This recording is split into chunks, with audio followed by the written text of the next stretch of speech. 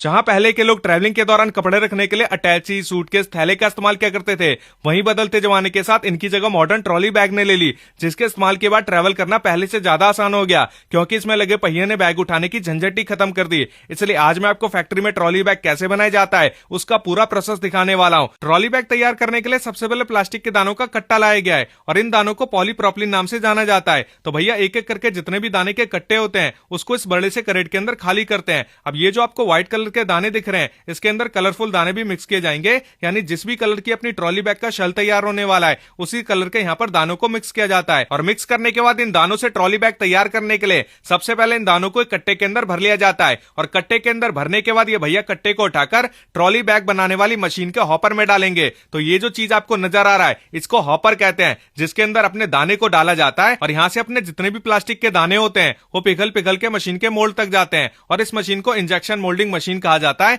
यानी मोल्ड में जो भी डिजाइन, जो भी साइज सेलेक्ट किया गया होता है उसी के हिसाब से ट्रॉली बैग का शेल तैयार होगा। तो अब आप देख सकते हैं यहाँ पर ट्रॉली बैग का शेल तैयार हो चुका है। अब इसके ऊपर जितना भी प्लास्टिक का एक्स्ट्रा पार्ट बच जाता है उसको मैनुअली एक ब्लेड की मदद से यहाँ पर काट के अलग कर दिया जाता है। इसके बाद इसको अगले प्रोसेस के लिए भेजा जाएगा और इसके अगले प्रोसेस में शेल के ऊपर वाले हिस्से में मशीन से इस तरीके से कट लगाया जाता है, जहां पर इसके ऊपर टेलीस्कोपिक हैंडल को जोड़ा जाएगा। तो भैया एक एक करके शेल को उठाते रहते हैं और कट लगाने के बाद इसको आगे भेजते रहते हैं। अब यहां से जो ट्रॉली बैग बनाने का मेन प्रोसेस है वो भी स्टार्ट हो जाता है। तो सबसे पहले यहाँ पर शेल के ऊपर जो भी निशान दिया गया होता है उसमें यहाँ पर सुराख किया जाता है ताकि जो भी पार्ट्स वगैरह है उसे जोड़ा जा सके। तो सुराख करने के बाद अब बारी आती है ट्रॉली बैग में व्हील जोड़ने की। तो भैया एक एक करके दोनों साइड के व्हील को लगा देते हैं और ट्रॉली बैग में व्हील सबसे इंपॉर्टेंट चीज होता है, क्योंकि भैया ट्रॉली बैग हम सभी इसी कारण खरीदते हैं कि ट्रॉली बैग को उठाना ना पड़े, बल्कि इसके हैंडल को पकड़ के व्हील की सहायता से इसे एक जगह से दूसरे जगह आसानी से ले जा सके। तो भैया ट्रॉली बैग में व्हील लगाने के बाद उसको पेंच से अच्छी तरीके से कस दिया जाता है और अब बारी आती है ट्रॉली बैग में अगले पार्ट को लगाने की,